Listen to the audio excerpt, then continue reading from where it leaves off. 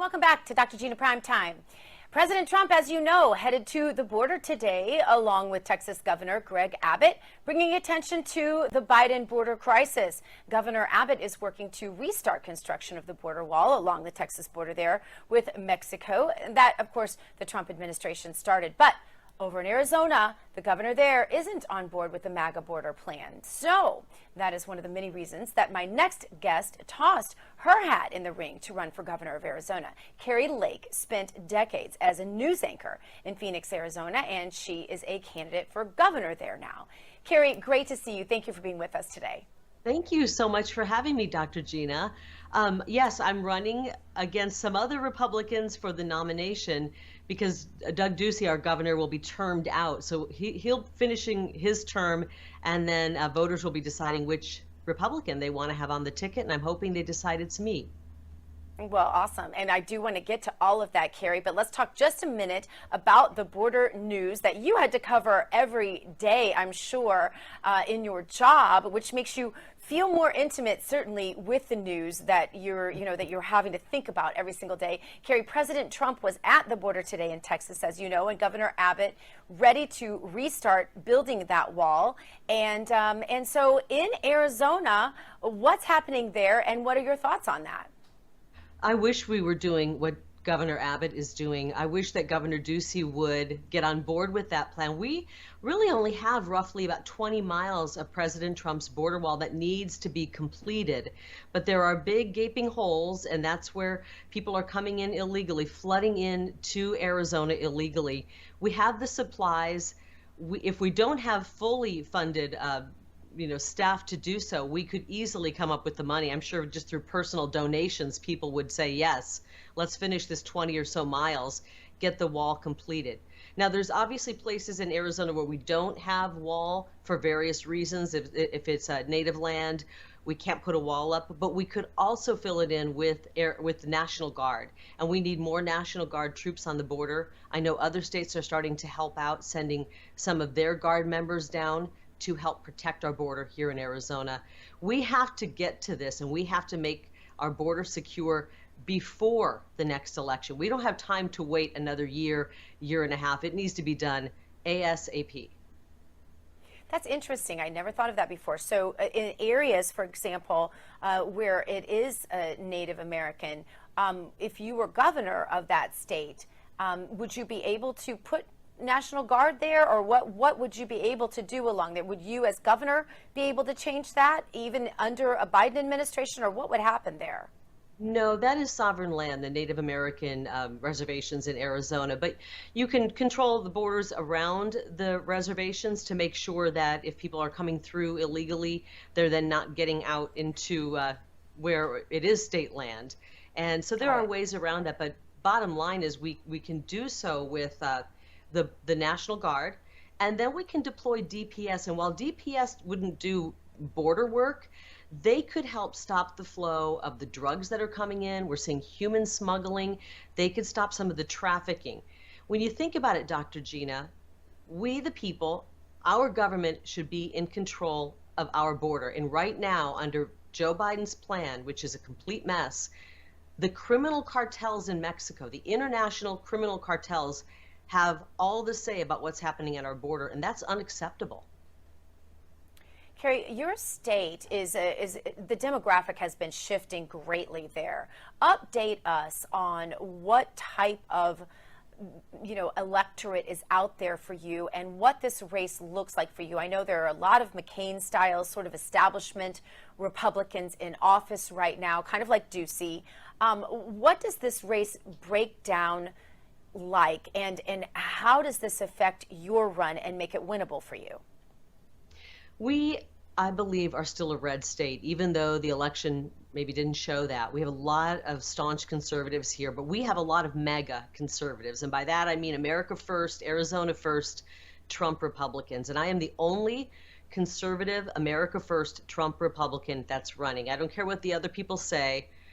The truth of the matter is, they will turn their back on President Trump the minute they get a chance to do so, and I will never do that. His policies were wonderful. I know some people didn't like his tact. They thought he was a little bit harsh. He could have been softer in the way he communicated. And I agree, maybe he could have. I didn't mind it. I'm more about what action you're doing. What action are you committing to help? And I think he was very helpful. We do have a lot of establishment Republicans that are still here. I mean, we all saw when Cindy McCain endorsed Joe Biden. Some people call them rhinos, some people call them establishment, but I believe that the MAGA wing of the Republican Party, the pro-America Trump Republicans, is a growing group of people, and those are the people that love this country and love this state. And any Republican who turns their back on them does so at their own peril. Yeah, when you're looking at all the crime and all of the fallout and the floundering economy and the crazy inflation and the gas prices and the housing prices and the food prices and the wars happening, rooting up overseas and all the rest of it, a mean text kind of sounds good today, doesn't it? It sure does. I'll take a nasty tweet if it fixes all of our problems. Yeah. One of our big concerns here is we are seeing California kind of invade Arizona, and we know what a disaster California is. And we always have the term, and it's been used in other states as well, don't California our Arizona. And that is one of my key platform agenda items, because it covers so many things. We know that crime is skyrocketing in California. We're starting to see that happen here in Arizona. We know that Newsom's ideas, plans, and policies have been a disaster. The regulations, the taxes, people have been locked down for far too long. Their business is shuttered. We are not willing to go that route. And if we don't have a Republican who can win in this state, we are going to be stuck with an even worse candidate than Gavin Newsom. I know that's hard to imagine, but Katie Hobbs is our Secretary of State right now. She's been responsible for a lot of the disastrous things that happened during our election. She's now running for governor in Arizona, and she is a progressive, as they say, but she's leftist, and she will destroy this state if we don't get a Republican in there who can win when it comes to the general election on November 2nd in 2022. Yeah, it was a common friend of ours who actually hosted a book party for me, who suggested that I have you on the show because she said you were the MAGA candidate in this race, and she is supporting you. And I think it's really interesting. I sort of visualized, as she was telling me about you having this time off of your 30-year career in broadcasting. That's nothing to shake a stick at. During this COVID, and you're watching this massive overreach, capitalizing on a crisis as the left so loves to do, and deciding, if not me, then who, to help take our state back, to help take our country back. Is that kind of how that went down for you?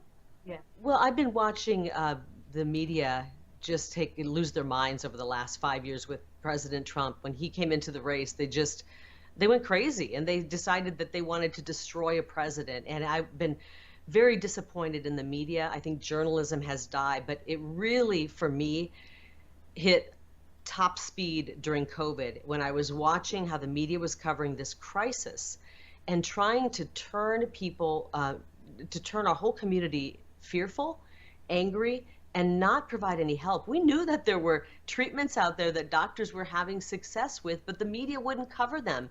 And as a member of the media, I didn't want to be part of that. I don't control, the station that I work for. I'm just one person one cog, I could say, in the whole machine.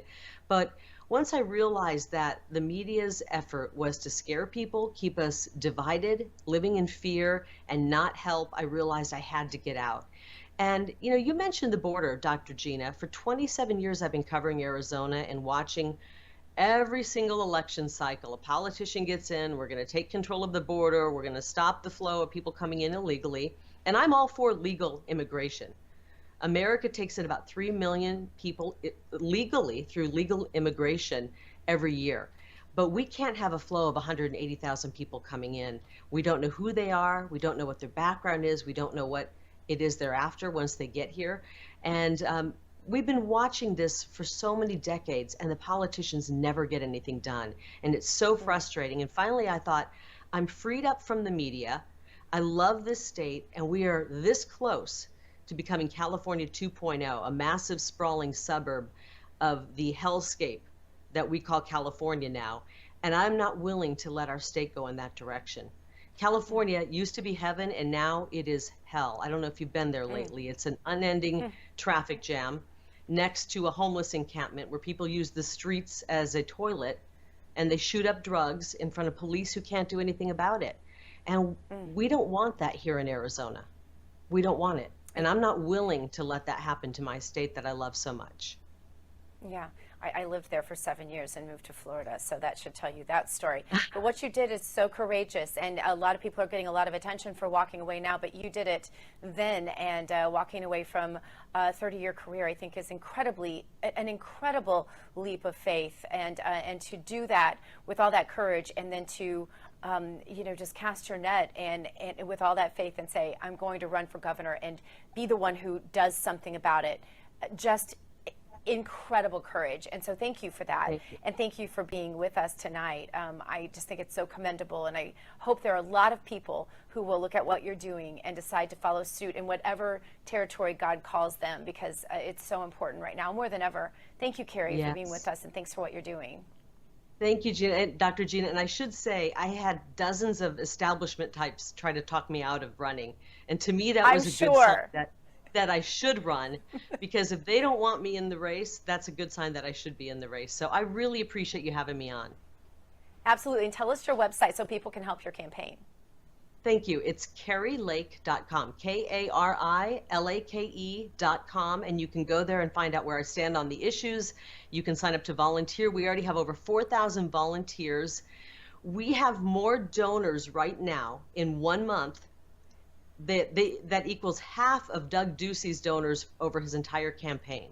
We have about 1,800 donors. He had 3,400 in his entire campaign. And these donors, 90% of them have never given to a political candidate. So this is a grassroots campaign. We are reaching out to people who've never been involved in politics or donated, and they are getting behind us because they know that I'm the candidate who will help save this state. That says a lot. Kari Lake, thank you for being with us. Check her out, karilake.com, and get involved in that race.